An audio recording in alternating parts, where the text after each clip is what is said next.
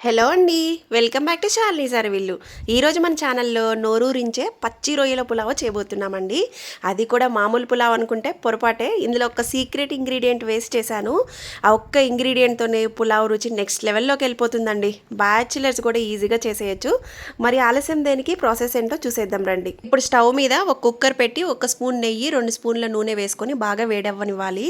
ఆ తర్వాత బిర్యానీ స్పైసెస్ అన్నీ కూడా వేసి మంచి సువాసన వచ్చిన తర్వాత ఇందులోనే సన్నగా తరిగిన 2 ఉల్లిపాయలు, పచ్చిమిర్చి చీలికలుగా కట్ చేసి వేసుకొని ఉల్లిపాయలు బంగారు రంగు వచ్చేంత వరకు బాగా వేగనివ్వాలి. ఉల్లిపాయలు ఈ విధంగా బాగా వేగిన తర్వాత ఫ్రెష్గా నూరుకున్న అల్లం వెల్లుల్లి పేస్ట్ ఒక 2 స్పూన్లు వేసుకొని పచ్చివాసన పోయి ఆయిల్ పైకి తేలేంత వరకు వేయించుకోవాలి. ఆ తర్వాత మంచిగా శుభ్రం చేసుకున్న పచ్చి రొయ్యలు ఒక 1/2 కేజీ తీసుకుంటున్నానండి.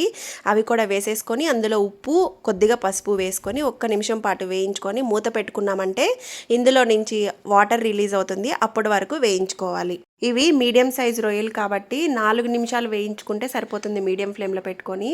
ఎక్కువసేపు వేగినా కానీ గట్టిగా అయిపోతాయి, అది మాత్రం గుర్తుపెట్టుకోవాలి. ఈ రొయ్యల పులావ్ స్పెషాలిటీ ఏంటంటే మనం పులావ్ తినేటప్పుడు రొయ్యలు కూడా టెక్స్చర్ స్మూత్గా ఉండి తినే కొద్ది తినాలనిపిస్తుంటుంది, అంత బాగుంటుందన్నమాట.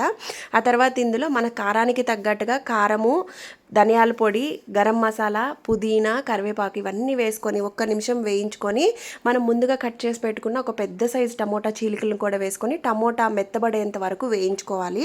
ఇవన్నీ వేగే లోపల మనం టైం వేస్ట్ కాకుండా ముందుగా రైస్ని కడిగేసి నానబెట్టుకున్నామంటే ఒక 10 మినిట్స్ ముందు రైసు పొడవుగాను అలాగే పలుకులుగా వస్తుందన్నమాట.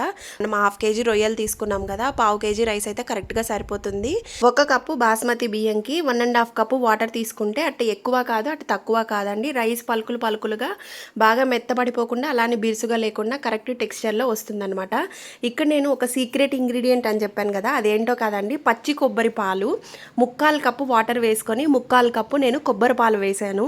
ఇది కొబ్బరి పాలు వేయడం వల్ల ఆ కొబ్బరిలో ఉండే ఆయిల్ అంతా కూడా ఈ రైస్కి పట్టి చాలా స్మూత్ టెక్స్చర్తో చాలా టేస్టీగా వస్తుంది. మా ఇంట్లో వాళ్ళందరికీ కూడా బాగా నచ్చిందండి. 3 విజిల్స్ వేయించుకున్నాక మీడియం ఫ్లేమ్లో తీసి చూపిస్తున్నాను, చూడండి ఎంత పర్ఫెక్ట్గా వచ్చిందో. వావ్, మూత తీయగానే గుమగుమలు ఇల్లంతా నిండిపోయాయండి. బియ్యం కూడా చూసారా ఎంత పొడిగా పర్ఫెక్ట్గా ఉడికిందో. చివరిగా సన్నగా తరిగిన కొత్తిమీర చల్లుకుంటే మన కమ్మటి కొబ్బరి పాల పచ్చి రొయ్యల పులావ్ రెడీ అండి. వేడిగా రైతాతో తింటే అబ్బా అమృతమే.